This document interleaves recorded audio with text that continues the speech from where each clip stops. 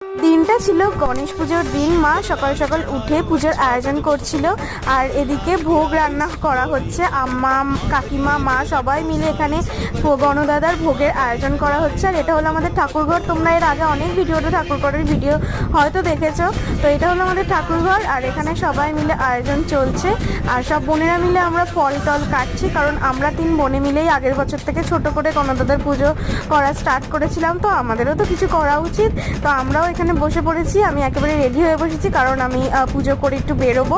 তো আমিও এখানে মানে হাতে হাতে আর কি কাজ করে দিচ্ছিলাম। আর বেশ ভালো লাগছে, জানো তো। আগের বছর ভেবেছিলাম যে পরের বছর অনেক বড় করে পুজো করব, সবাই আসবে আমাদের বাড়িতে পুজো দেখতে। তাই হয়েছে, বেশ ভালো লাগছে। পরের বছর যেন এর থেকেও আরও বড় করে গণদাদার পুজো করতে পারি। সবাই তোমরা এটাই প্রার্থনা করো।